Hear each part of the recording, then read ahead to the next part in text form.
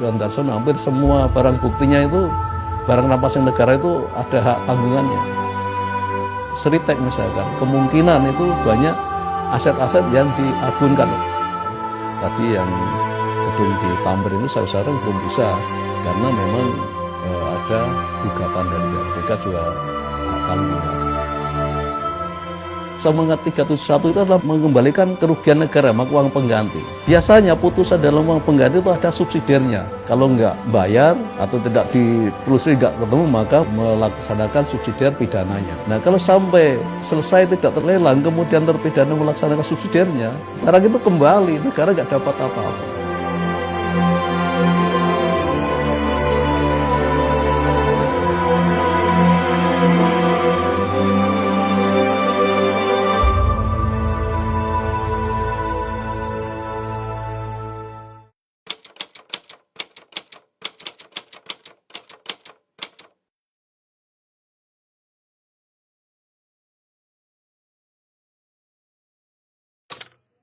Sekarang seluruh barang bukti, baik itu berasal dari tindak pidana khusus maupun tindak pidana umum, itu begitu berada di kejaksaan, maka yang mengelola adalah Badan Pemulihan Aset.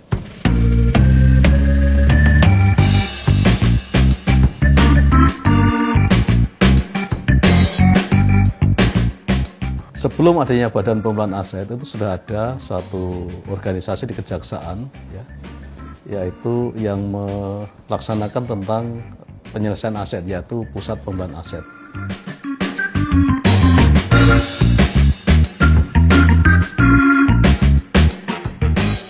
Pada saat pembentukan Pusat Pemulihan Aset itu memang masih minim, sumber daya manusia masih minim.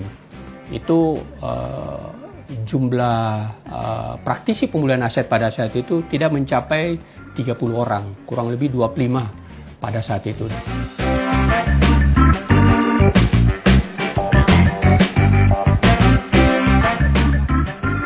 Bahwa Badan Pemulihan Aset ini adalah suatu badan pendukung, artinya yang dilaksanakan itu terkait dengan tugas dari bidang-bidang yang lain. Perkara tindak pidana korupsi dan tindak pidana HAM berat, kejaksaan berwenang untuk melakukan penyidikan, penuntutan maupun eksekusi. Tindak pidana selain kedua tindak pidana tersebut, kejaksaan berwenang untuk melakukan penuntutan dan eksekusi.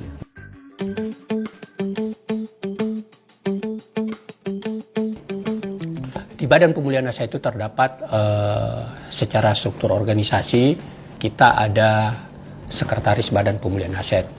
Tentu itu tugasnya adalah tugas-tugas umum dan kerumah tanggaan, termasuk keuangan. Secara teknis, Badan Pemulihan Aset itu memiliki 2 jabatan di pusat. Yang pertama itu Pusat Manajemen dan Penelusuran, kemudian Pusat Penyelesaian aset sendiri.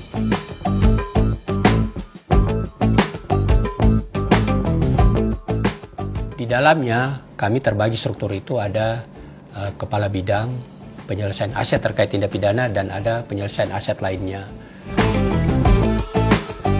Penyelesaian aset terkait tindak pidana inilah yang memang paling banyak melakukan kegiatan karena dia harus menyelesaikan, harus membereskan aset-aset terkait tindak pidana, bukan hanya tindak pidana korupsi, tetapi tindak pidana umum.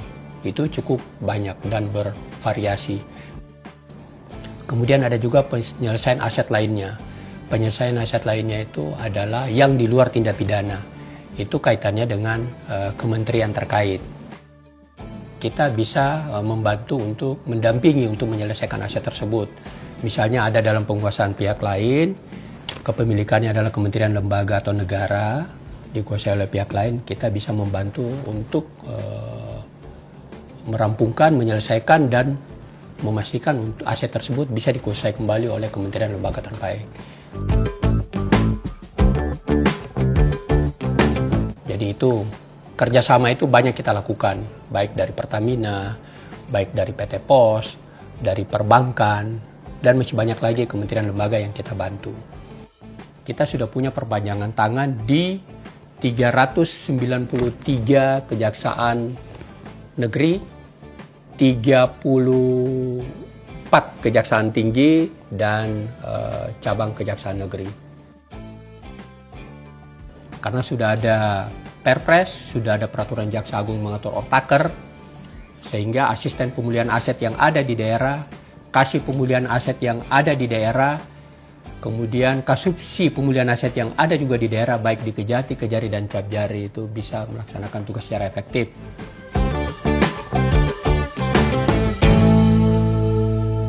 Khususnya barang-barang yang dirampas untuk negara untuk dilelang, ya, ini perlu adanya suatu penanganan perkara yang clear and clean. Artinya perkara-perkara tersebut pada saat selesai tidak ada suatu permasalahan.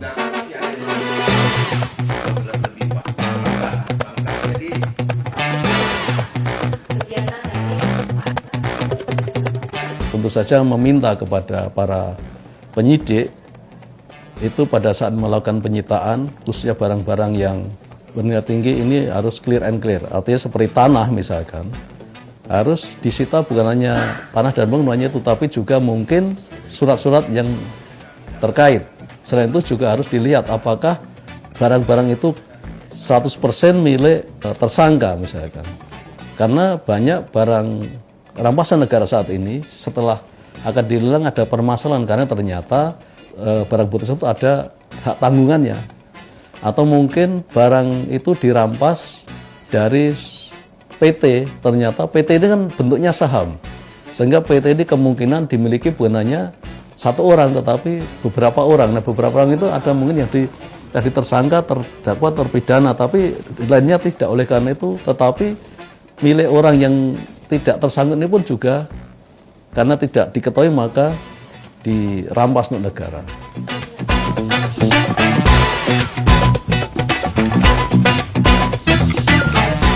Setelah tahap penyidikan tuh namanya ada pra penuntutan kan. Nah, jaksa peneliti ini juga harus meneliti barang bukti, jangan hanya meneliti ada enggak surat perintahnya, ada enggak berita acaranya, itu ditanyakan, ada enggak hak tanggungan dan sebagainya. Atau mungkin, nah ini juga ada, kalau misalkan tanah dan bangunan yang disita jangan hanya sertifikatnya, tetapi juga sertifikat ini berserta tanah dan bangunan kan.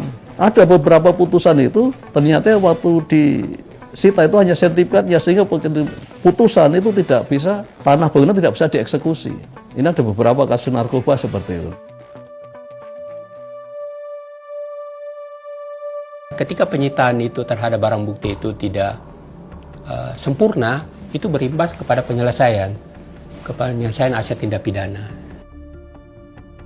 Memang kita semangat untuk mengembalikan kerugian negara, itu harus. Tapi penghilangan kerugian negara ini jangan sampai orang-orang yang tidak bersalah juga menanggung untuk mengembalikan kerugian terpidana.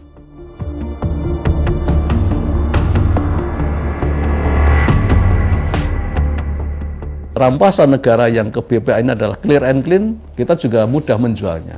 Waktu menjual minta tolong kepada KPKNL atau KJPP untuk melakukan penilaian. Penilaian dari KPKN atau KJPP ini yang kita jadikan dasar untuk menentukan nilai limit lelang. Nah ini kadang-kadang penilaiannya juga terlalu tinggi. Udah barang rampasan, mungkin misalnya sebuah mobil kondisinya juga sudah berkurang. 60% yang kita lelang itu tidak laku, tidak ada peminatnya. Karena harganya terlalu tinggi. Kami bisa maklumi kalau terlalu rendah nanti dikira kong kaling kong.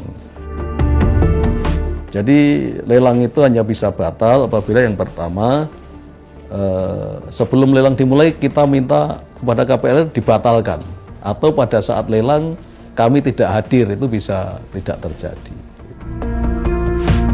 Sebelumnya untuk barang-barang yang bernilai ekonomis tinggi atau mudah rusak itu bisa dilakukan lelang pada saat masih proses penyitaan atau penuntutan, yaitu berdasarkan pasal 45 KUHP.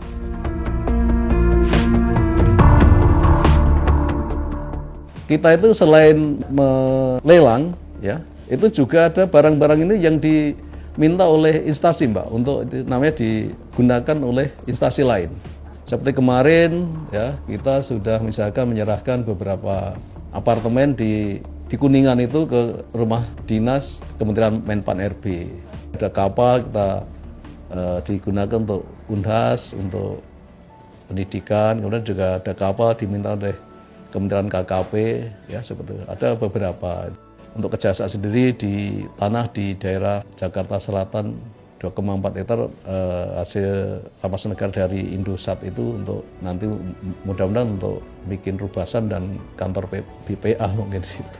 Dari tahun 81 sejak terbitnya hukum acara KUHAP ya, sampai terakhir 2024 itu pengelolaan rumah penyimpanan barang sitaan dan rampasan itu dilakukan oleh Kementerian Hukum dan HAM.